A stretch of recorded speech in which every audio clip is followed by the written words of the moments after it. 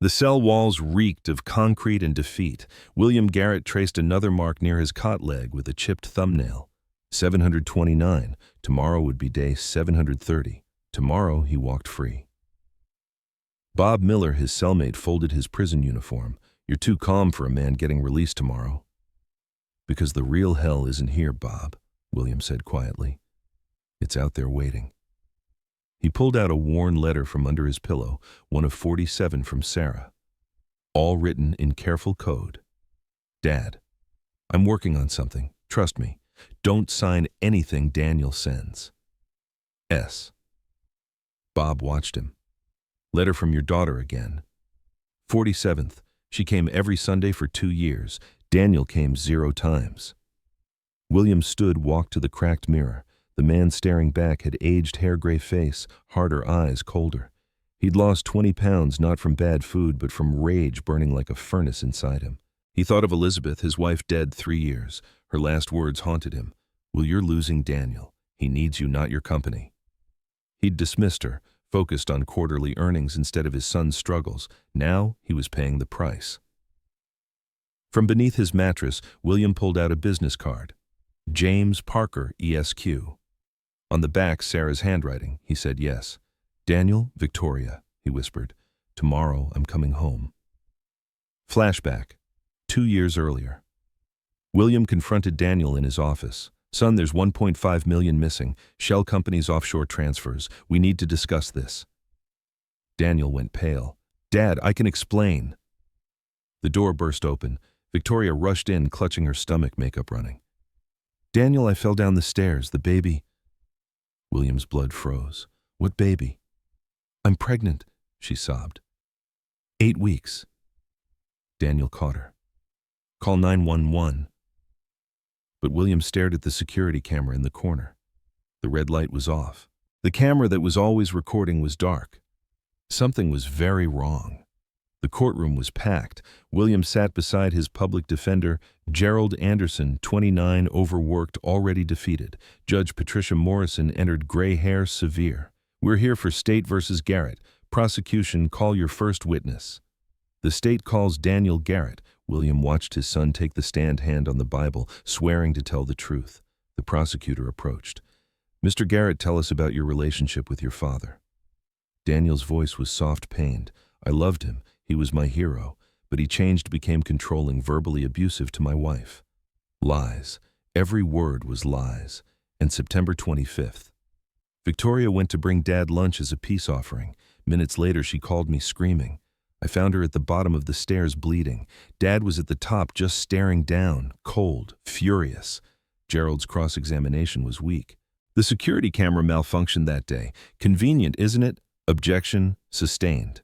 Gerald sat down. He had nothing. The state calls Victoria Hayes Garrett. Victoria was wheeled to the stand in a wheelchair wearing a neck brace. She placed her trembling hand on the Bible. Mrs. Garrett, what happened? Victoria's voice broke. I brought him homemade soup. He screamed that I was a leech, that my baby would never see his money.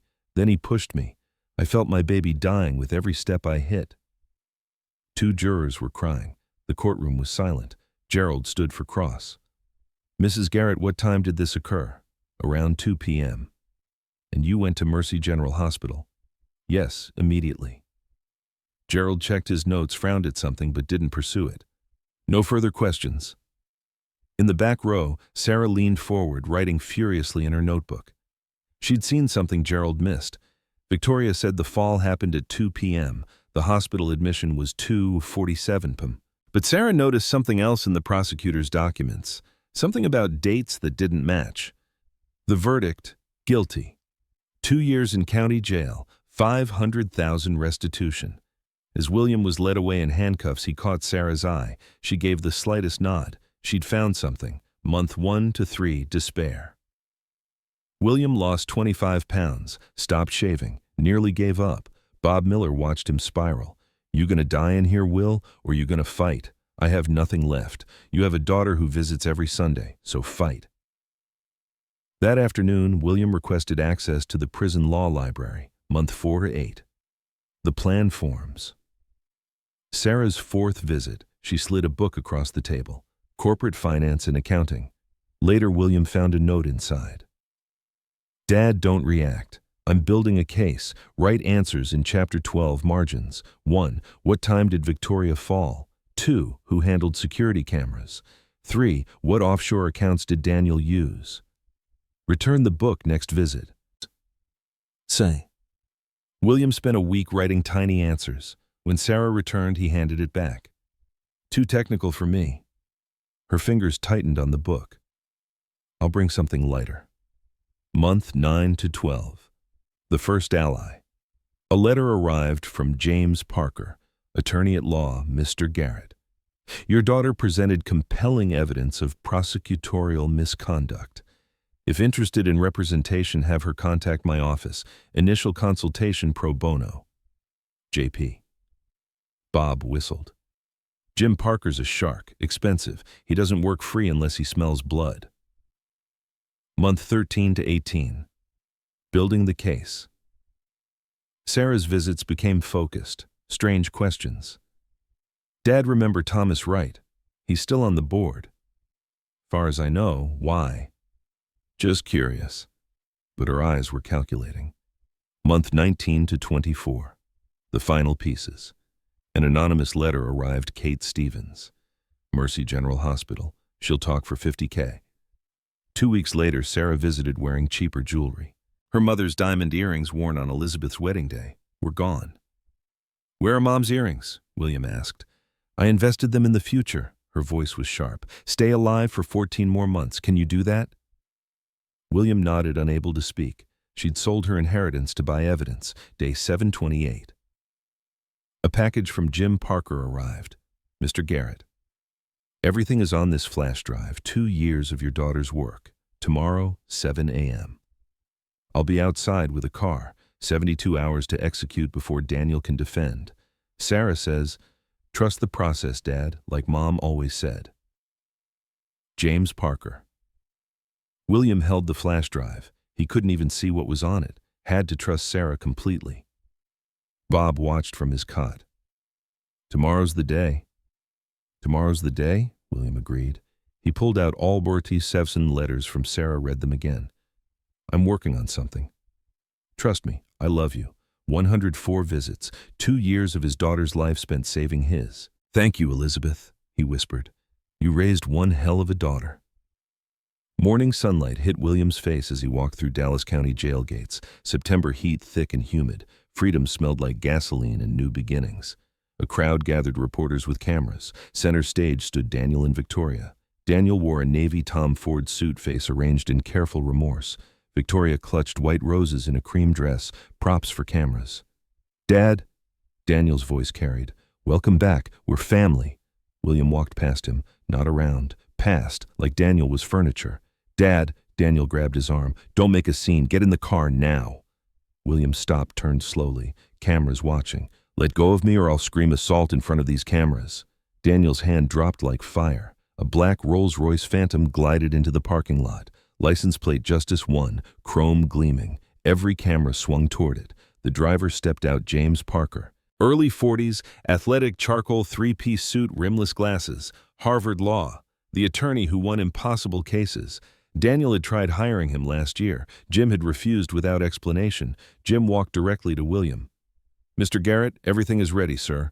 William shook his hand. Jim opened the rear door. William paused, turned back. Daniel and Victoria stood, frozen roses, wilting mouths open, their scene collapsing. He didn't smile, just looked at them. Let them see something fundamental had changed. He slid into the Rolls-Royce. Leather embraced him. The door closed with a vault-like thunk. Outside, chaos erupted. Mr. Garrett, who picked up your father? Reporters swarmed Daniel. Where did he get money for James Parker? Daniel's face cycled through emotions. Confusion, shock, burning rage. Victoria grabbed his arm, composure shattering. You said he had nothing. A black Tesla pulled up. Sarah stepped out in a black pantsuit, hair in a bun, sunglasses.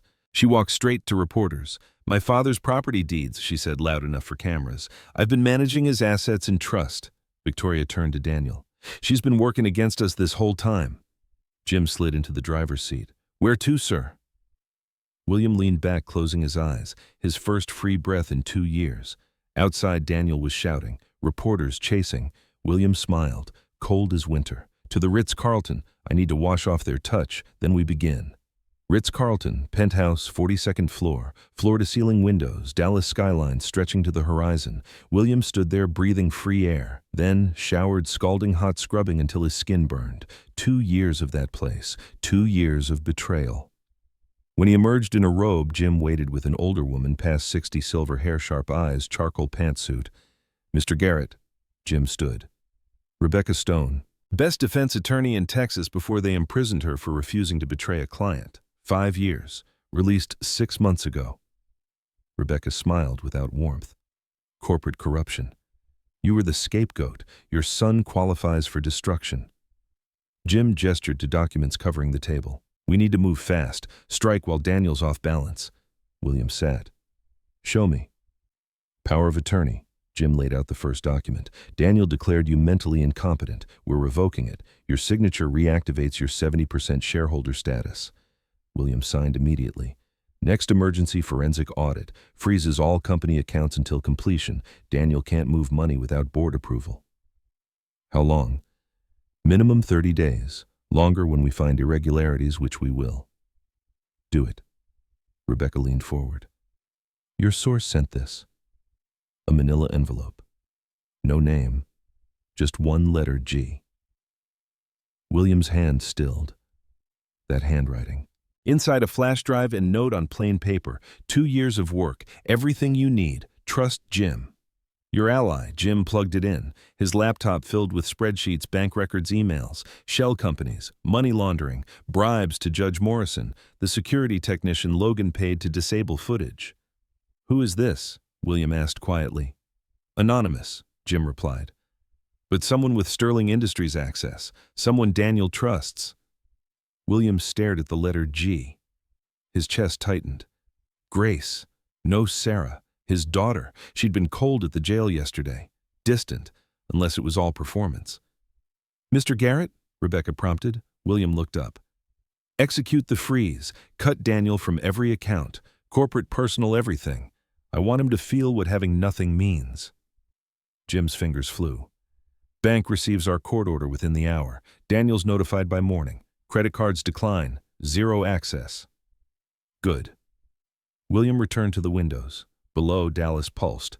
His city. His empire. One more thing. Rebecca handed him a photograph. Recent. Daniel and Victoria at Sterling Steakhouse, laughing, toasting champagne. On back, same handwriting, let them enjoy their last supper. William smiled, cold. When do we go public? Tomorrow, Jim said. Press conference.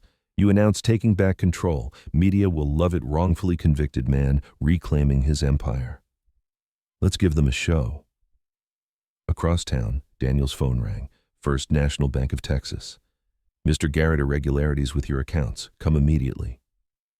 Daniel's blood ran cold. The war had begun. Sterling Industries executive office. Next morning, 8:00 a.m., Daniel sat at his father's mahogany desk built in 1985. The nameplate still read, William Garrett, founder and CEO. He'd never bothered changing it, thought it gave him legitimacy. His phone rang. First National Bank of Texas. Mr. Garrett, this is Susan Monroe, Account Services. We're seeing irregularities with all Sterling Industries accounts. Emergency forensic audit initiated. All accounts frozen effective immediately per SEC order. Daniel's stomach dropped. On whose authority? William Garrett. He holds 70% voting shares. The audit was requested by majority shareholder. The line went dead. Daniel yanked open his desk drawer, pulled out incorporation documents. His hands shook as he read the fine print he'd never bothered studying. Power of attorney grants temporary management authority only during shareholder incapacitation. Upon restoration of competency, all powers revert to majority shareholder. He'd been CEO on borrowed power, never truly in control. His personal lawyer, David Chen, confirmed it 20 minutes later. Daniel, you were acting CEO. Your father never legally transferred ownership. You've been, essentially, a caretaker. That's impossible. I've been running this company for 2 years. Running it, not owning it. There's a difference. The office door opened. Victoria breezed in wearing Lululemon fresh from Pilates, holding a green smoothie. Morning, baby. I need $5,000 for the charity gala dress, and Daniel handed her his Black American Express. Try it. Victoria pulled out her phone, swiped. Moments later, it says declined. Try yours. Her supplementary card, same account. Declined. Victoria's face went white. What did you do? What did I do? Daniel's voice rose. You said he'd have nothing. You said he was broken. He was in prison for 2 years. How does he have money for James Parker? Daniel stood pacing. His empire, the one he'd built by destroying his father, was crumbling. Vicky, I need to ask you something. The medical records. When exactly did you lose the baby? Victoria's response came too quick. The fall, September 25th. Why are you asking me this? The lawyer at trial asked about dates. I can't remember. Don't you dare question me. Victoria's voice went cold. I lost our child because of your father. Are you really going to believe him over me? But Daniel noticed she wouldn't meet his eyes. That evening, 7:30 p.m., Sterling's Steakhouse, where Dallas Elite sealed deals over $30 steaks. Daniel had arranged dinner with Richard and Patricia Sterling, owners of Sterling Construction. He desperately needed their $15 million investment. Without access to company accounts, this deal was his only lifeline. Richard Sterling, 68, old money conservative, sipped bourbon. Your father built quite a legacy. How's he adjusting after release? Daniel's rehearsed answer came smooth. It's difficult. 2 years took a toll, but we're ensuring he gets the best care. Victoria in Burgundy Valentino played perfect wife. William was like a father to me. The stress, his age, we just want what's best. Patricia Sterling, sharp-eyed, showed her husband something on her phone. I saw him on the news this morning. Looked quite lucid giving that press conference about management restructuring. Awkward silence. Daniel forced a laugh. The lawyers coached him well. He pitched the downtown Dallas development tripling investments in 18 months. Richard nodded politely, but Daniel could tell he was losing them. The waiter arrived. Your bill, sir. $850. Daniel handed over his corporate black Amex with casual confidence, the same card he'd used here dozens of times. The waiter swiped, declined. Daniel's smile froze. Must be the chip. Try again. Declined. Patricia and Richard exchanged glances. Here, use mine. Victoria fumbled her supplementary card. Declined. The silence was deafening. Other diners were starting to notice. Richard stood slowly. Daniel, I think we'll pass on this investment. Best of luck with your situation. He left $100 cash on the table, enough to cover their portion, and walked out with Patricia. Daniel sat frozen as whispers spread through the restaurant. Phones appeared, people filming, his cell buzzed. Gerald Thompson, CFO. Daniel, I've been trying to reach you, all accounts frozen. SEC audit. Your father initiated it. We can't even process payroll. Victoria stood abruptly, voice shrill. Do something. Call your lawyer. Call the board. Call. With what money, Vicky? Daniel's voice was dead. Everything's frozen. She grabbed her purse. This is your fault. You said you had everything planned. I destroyed my father for you. The words came out quiet, broken. I testified against him. I let you lie. He'd said it, finally admitted it out loud. Victoria's mask cracked. You needed to destroy him. You wanted the company. Don't pretend this was about me. The manager approached nervously. Sir, about the bill. Daniel stood, walked out, leaving $850 unpaid. By morning, it would be on Dallas Morning News. Sterling Industries CEO can't pay restaurant tab. Sunset Motel Room 201. Next morning. Daniel woke to his phone vibrating violently. 89 missed calls, 147 texts. He opened Twitter. Hashtag Victoria Garrett Lied was trending #1 worldwide. The top tweet from anonymous account @AskJustice had been retweeted 40,000 times. One image attached. Medical records from Mercy General Hospital. Patient Victoria Hayes Garrett. Date September 23, 2024, 11:47 p.m. Chief complaint: severe abdominal cramping, vaginal bleeding. Diagnosis: spontaneous incomplete abortion. 8 weeks gestation. Contributing factor: dinitrophenol DNP detected in blood work. Note: patient admitted to taking diet supplement purchased online. Informed of DNP risks. Emergency DNC performed. September 23rd, 2 days. Before the fall, she blamed on William. The comments flooded in. She lied. The baby was already dead. William Garrett is innocent. This woman destroyed a family for money. Daniel's phone rang. He didn't recognize the number, but answered. Mr. Garrett, this is Dr. Richard Walsh at Mercy General. I'm calling about the medical record circulating online. I can't discuss patient privacy, but I need to inform you it's authentic. Stolen by a terminated nurse, but genuine. Daniel hung up, stared at Victoria still sleeping. He grabbed her shoulder. Wake up. What? He shoved his phone in her face. The medical record. Explain why this says you miscarried September 23rd, 2 days before you fell. Victoria went white. That's fake. Your father made it up. I called the hospital. It's real. Long silence. I can explain. You lost the baby 2 days before. Daniel's voice was eerily calm. Because of illegal diet pills. Then you faked the fall. You sent my father to prison for a baby that was already dead. Victoria's face crumpled. Real tears this time. I was scared. You always talked about wanting an heir. I took those pills because I wanted to look perfect for your father's retirement gala, and everything went wrong and I panicked. So you lied. You used my grief. You destroyed him. He was going to cut you off, Victoria screamed. He was investigating you. I gave you the excuse to eliminate him before he destroyed you. Daniel stared at her. Really saw her for the first time. Not beautiful wife, not grieving mother. A cold, calculating stranger who'd played him from the start. You manipulated me, he whispered. Victoria stood, chin lifted. You were weak, Daniel. Your father was never going to retire. You'd be 60 still waiting for his approval. I set you free. You set me up. A knock on the door. Hard official. Daniel Garrett, Dallas Police. We have a warrant for your arrest. Dallas Police Station interrogation room. Fluorescent lights, metal table, two-way mirror. Detective Maria Rodriguez sat across from Daniel, reading charges from a document. Conspiracy to commit perjury, bribery of a public official, Judge Patricia Morrison, embezzlement, wire fraud. She looked up. You're looking at 15 to 20 years, Mr. Garrett? Daniel said nothing, just stared at his handcuffed wrists. Rodriguez slid a document across the table. Plea agreement in bold letters. We have everything. Bank records, emails, witness testimony. But the DA's office is willing to deal. Testify against Victoria Hayes Garrett, against Judge Morrison, against everyone involved. Full cooperation. She tapped the paper. We can get you down to 5 to 7 years. Out in 5 with good behavior. Daniel looked at the agreement. His way out. Betray Victoria, who'd already betrayed him, and save himself. There's a third option, Rodriguez continued. Someone on your board, Thomas Wright. We know he was involved. Help us build the case against him too, and we'll recommend minimum security facility, education programs, real rehabilitation. Daniel's throat was tight. What about my father? What about him?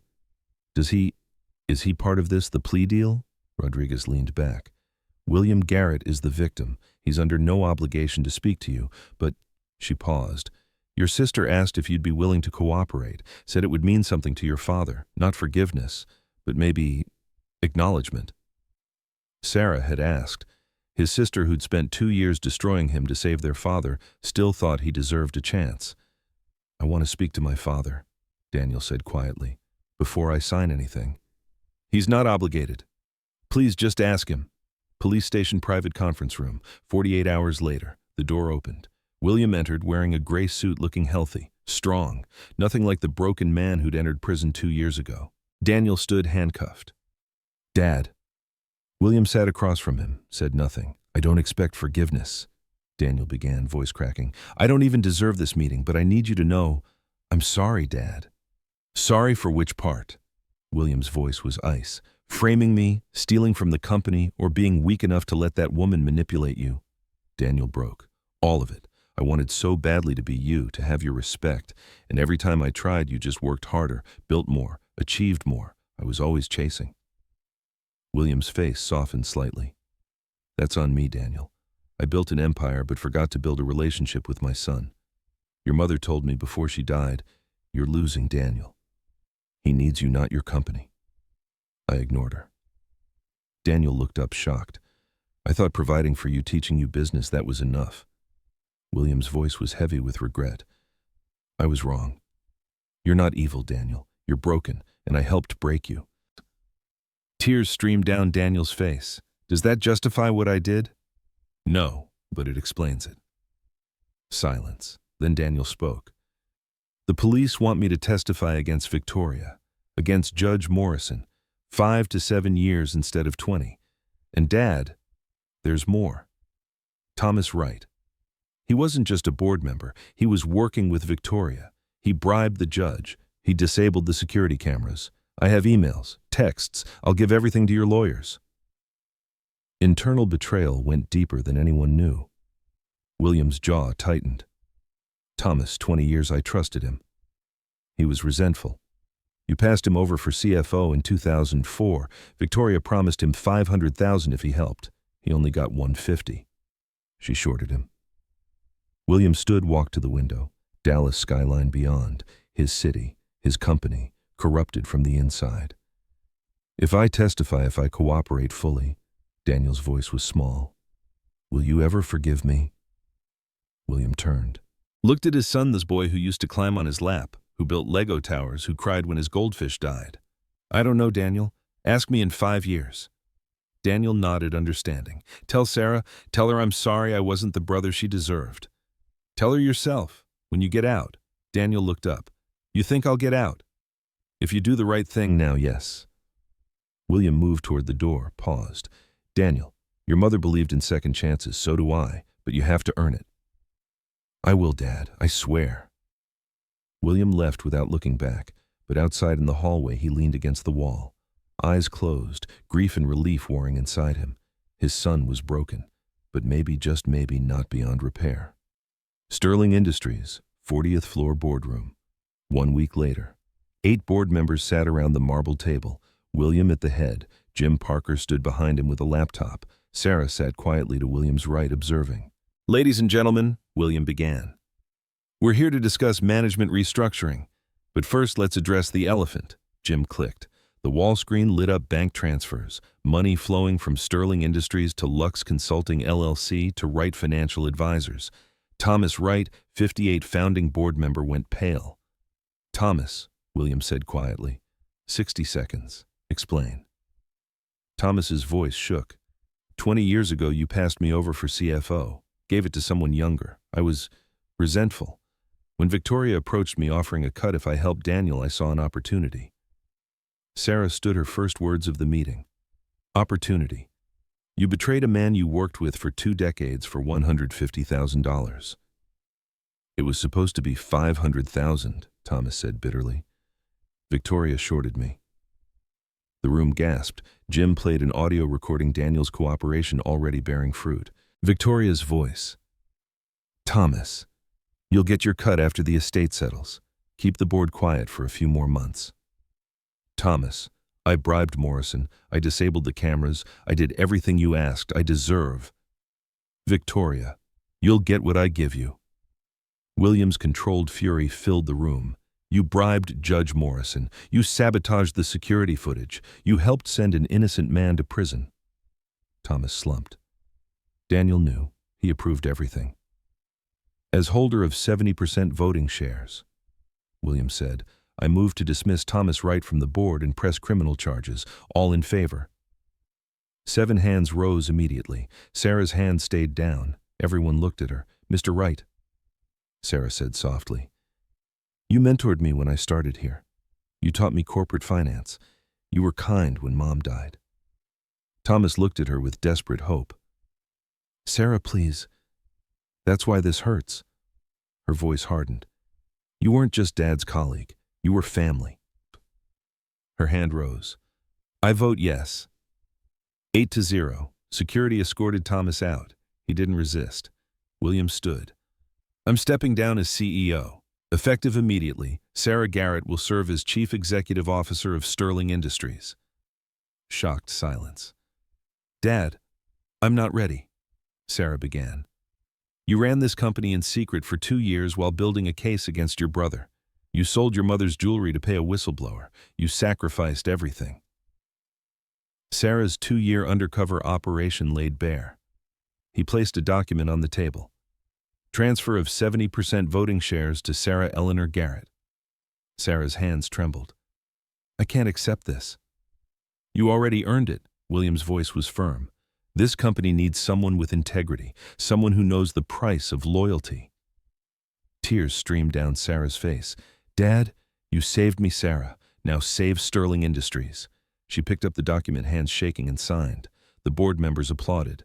Outside the windows, Dallas glowed in the sunset, a new era beginning.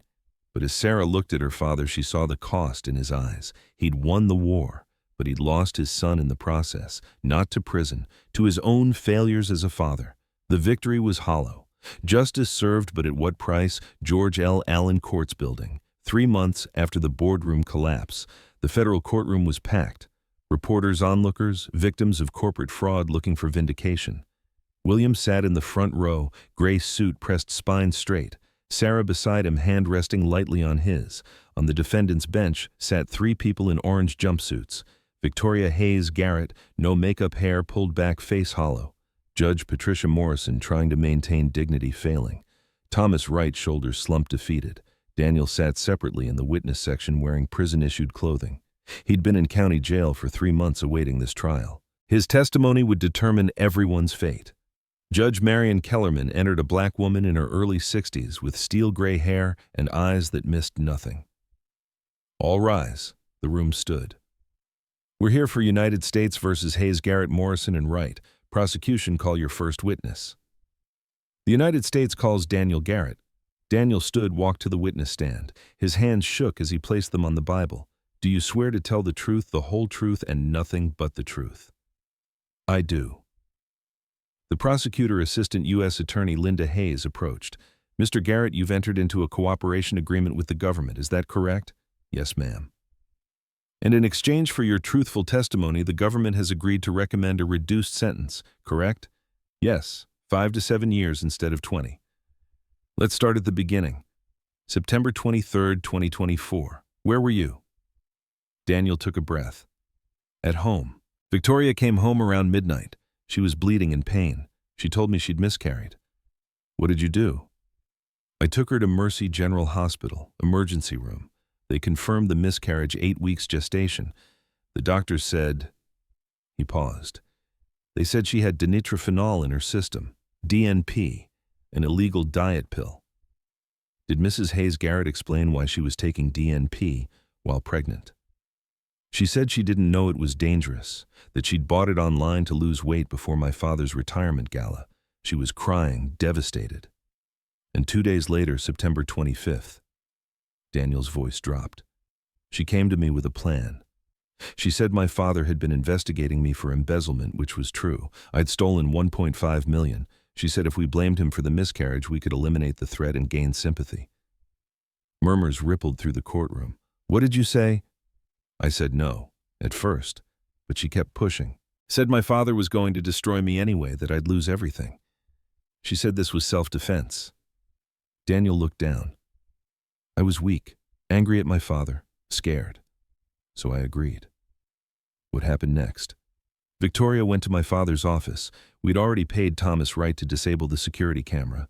The technician, Michael Reeves, got $25,000 to ensure it malfunctioned at exactly 2 p.m.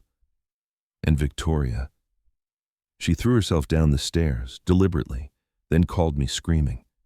I came running, found her at the bottom. My father was at the top, confused, trying to help, but we made it look like he'd pushed her. You testified against your father at trial, under oath, knowing he was innocent. Yes, Daniel's voice broke. I committed perjury. I destroyed an innocent man to save myself. Linda Hayes turned to the defendants. Who else was involved? Thomas Wright. He not only disabled the cameras, but also bribed Judge Morrison with $50,000 to ensure my father's conviction. Victoria paid him from a shell company, Lux Consulting, LLC. Thomas Wright stared at the table. Judge Morrison's face was wet with tears. No further questions. Victoria's public defender stood for cross-examination, but what could he ask? Daniel had given them everything. Emails, bank records, recordings. No questions, Your Honor. The United States calls William Garrett. William stood, walked to the stand. Every eye in the courtroom followed him. He placed his hand on the Bible, swore to tell the truth. Linda Hayes approached gently. Mr. Garrett, you spent 2 years in Dallas County Jail for a crime you didn't commit. Can you tell us what that was like? William looked at the jury. It wasn't the cell that was hard. It was the betrayal. Knowing my own son, the boy I raised, had chosen to destroy me rather than face his mistakes. What do you want from this trial? William was quiet for a long moment. Then he spoke words that shocked everyone in the room. I want justice, but I also want to take responsibility. He looked directly at Daniel. My son didn't become a criminal overnight. I created the environment where it could happen. Linda Hayes frowned. Mr. Garrett, you're the victim here. I'm also a father who failed. William's voice was firm. I measured my worth in quarterly earnings, not in my children's happiness. When Daniel struggled, I told him to work harder. When he needed guidance, I gave him criticism. When he needed a father, I gave him a CEO. The courtroom was silent. Daniel made terrible choices, criminal choices. But I made choices too. I chose work over family. I chose building an empire over building a relationship with my son. Victoria exploited that weakness, but I created it. He turned to the jury. These people should face consequences for their crimes. But I ask you to remember, we're all one bad choice, one moment of weakness away from being in their position. And sometimes the people who should have guided us were too busy to notice we were drowning. William looked at Judge Morrison. Your Honor, you sold justice for $50,000. That's unforgivable. But I know you did it because your husband had cancer, your kids needed college tuition, and you were desperate. Doesn't excuse it, but it explains it. Then to Thomas Wright. Thomas, you worked beside me for 20 years. I passed you over for CFO and never explained why.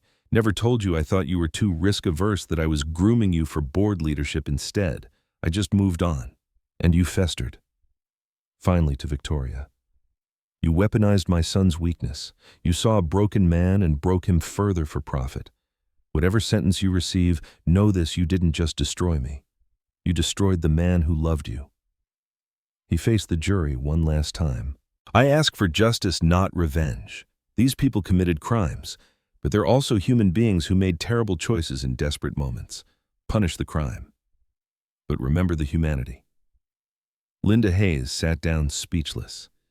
She'd never heard a victim advocate for nuance in sentencing. Judge Kellerman looked at William with something like respect. Thank you, Mr. Garrett. You may step down. The verdicts came after 3 hours of deliberation. In the matter of United States versus Victoria Hayes Garrett on the count of conspiracy to commit perjury, how do you find guilty? On the count of fraud, how do you find guilty? Victoria's face crumpled. She stared at Daniel with pure hatred. In the matter of United States versus Patricia Morrison on the count of accepting bribes, how do you find guilty? Judge Morrison sobbed quietly.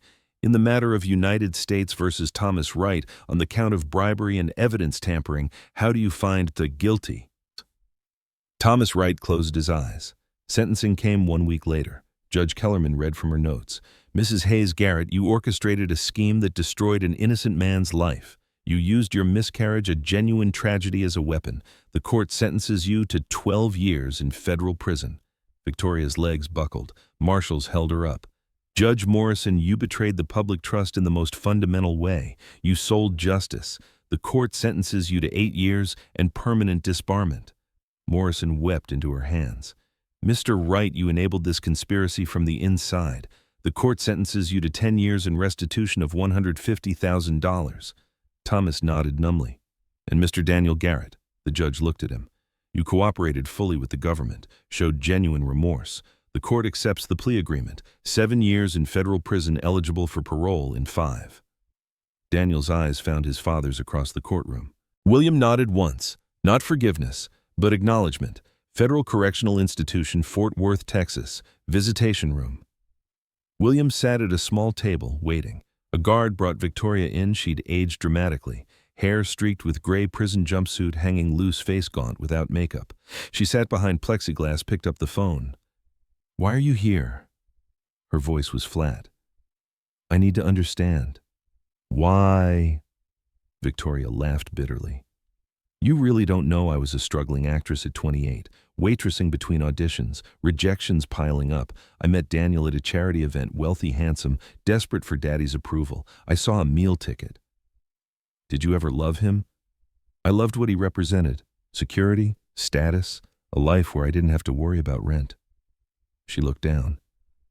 The pregnancy was real. For 8 weeks I tried to convince myself I could do it, be a mother, be the wife he needed. The DNP pills. I looked in the mirror one morning and saw stretch marks forming. Panicked, bought the pills online, knew the risks, took them anyway. Her voice was hollow. When I miscarried, I felt relief, then guilt. Then I saw you investigating Daniel, and I saw a solution. William's jaw tightened. You sent me to prison to cover your vanity. I sent you to prison because you were in the way. Victoria's eyes were cold now. But don't act innocent, William. You raised a son so desperate for your approval that he committed felonies for a woman he barely knew. What does that say about you? The words hit like a physical blow. She was right. I came here to forgive you, William said quietly, but I can't. I don't want your forgiveness. It won't change my sentence. William stood. I pity you, Victoria. You had a chance at real family, real love.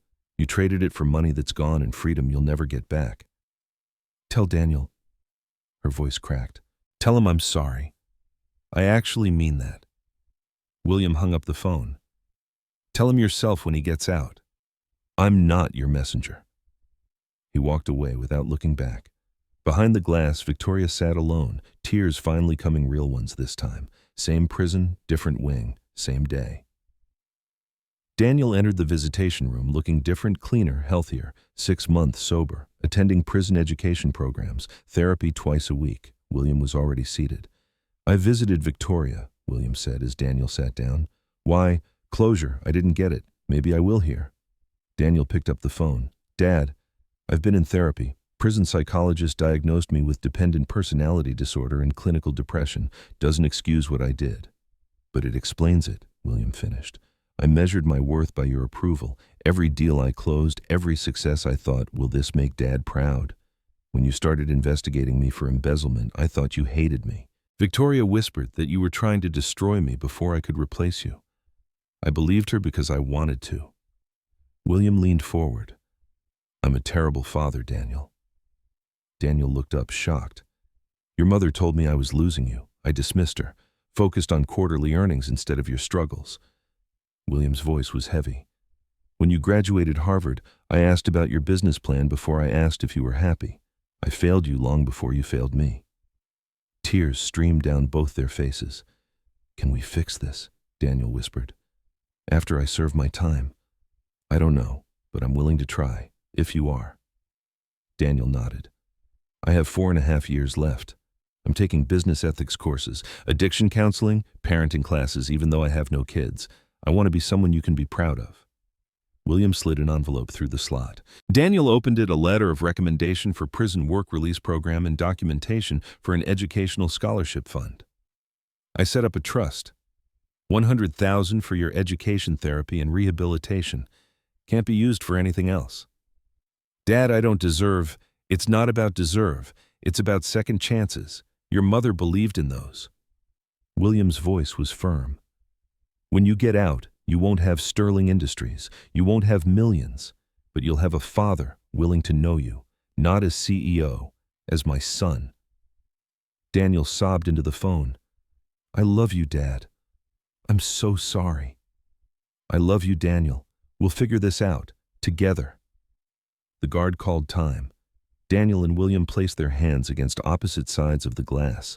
Mirror image, father and son. I'll be here, William mouthed. Daniel nodded, was led away. In the hallway, William leaned against the wall, letting tears fall. His son was broken, but maybe with time not beyond repair.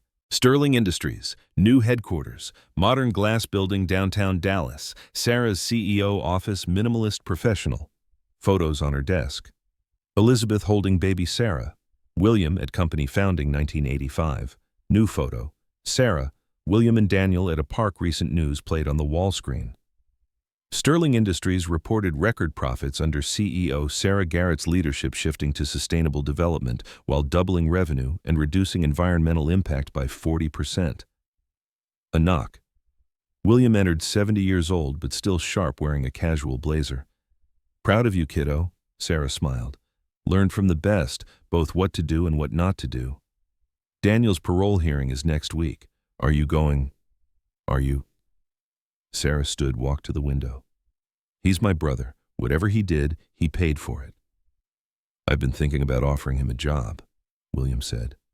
"Entry level, sustainability consulting division, $50,000 a year." Sarah turned. "Dad, are you sure?" "No, but I'm sure about second chances." The intercom buzzed. "Ms. Garrett, visitor says he's family." Sarah pressed the button. "Send him in." The door opened. Daniel entered, 43 years old, modest suit, not designer, clean-shaven, clear eyes.